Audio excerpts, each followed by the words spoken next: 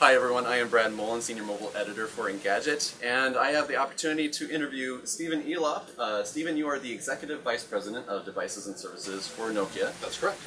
Pretty crazy time, a transition for you.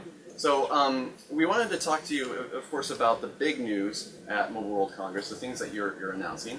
You have a few devices that we're expecting, and some that we might not necessarily have expected a little while ago from Nokia. Can you just give a brief show-off of the new devices that you have today? Be happy to. So we introduced a number of lower-end devices, a very introductory feature phone, the Nokia 220.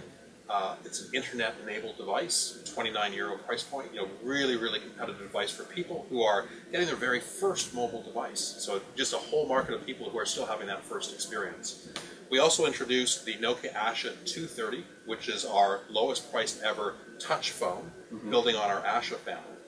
But I think the news that has captured a lot of attention and is getting a lot of discussion is the introduction of the Nokia X family of products.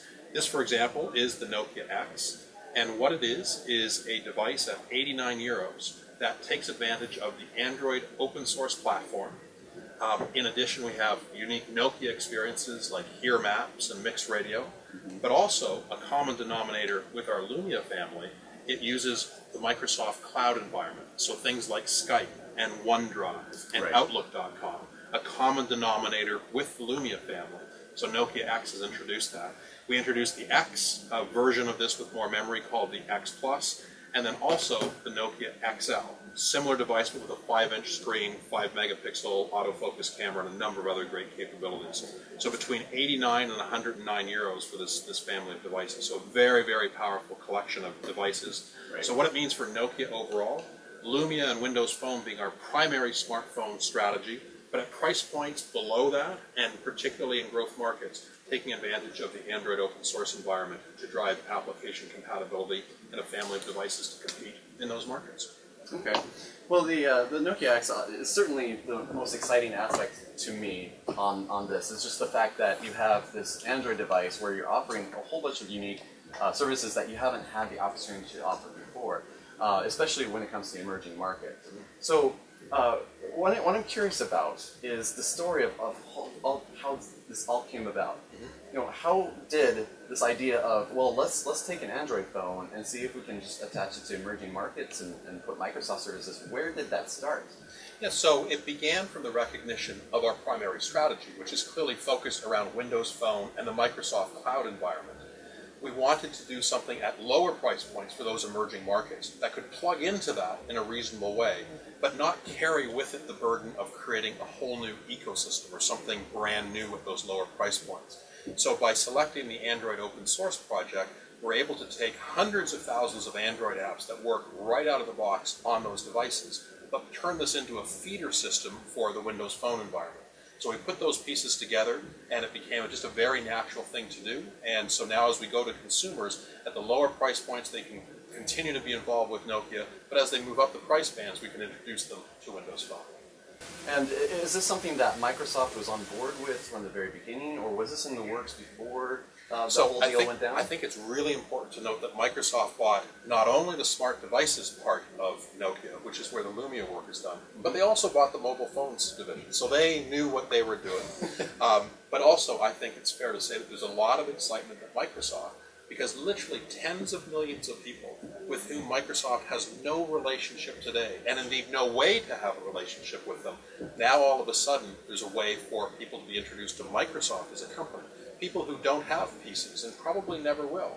People who don't have tablets and might never have a tablet, but who have an affordable smartphone opportunity where they will gain access to Microsoft through the cloud-based services. As the new CEO Satya Nadella has said, mobile first and cloud first, and that's what we're delivering to tens of millions of people in growth markets. So do you see the X as more of a stepping stone to go up to Windows Phone and the Lumia platform? That's exactly right. So we talk about it as a feeder system, as, for example, with the Nokia X products, what you see is you're introduced to the live tile environment for the first time, you're introduced to the Microsoft services for the first time, but to get the full Microsoft experience, we hope to attract people up the price curves over time. Okay. Now, when you were developing this project, did you have any sort of collaboration with Google? Was Google a good company to work with when you got this all set up, or did you just take the AOSP and... We just took the AOSP and didn't have any involvement with them? That's correct, and worked closely with Microsoft to make sure that we could take advantage of their services. Okay. Now, I'm also very interested in seeing all these the Nokia core apps that you're adding to the X. Is there any opportunity to take those as APKs and move them over to regular Android devices?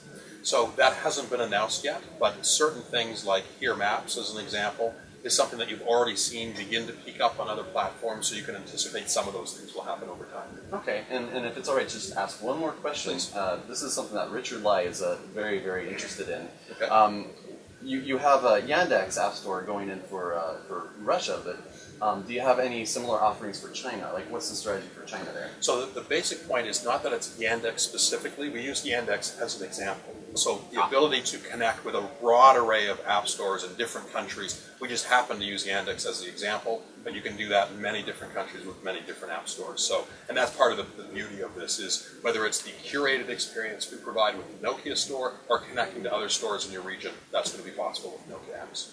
Fantastic. Very Thank good. you so much, Steve. My pleasure. Definitely appreciate it. Thank you. Once again, this has been Brad with Engadget with Stephen Elop. Hey, this is James with Engadget. We're here again with more Sony Xperia goodness. This is the Xperia M2, which came out, well, it was announced this morning, and it's M for mid-range.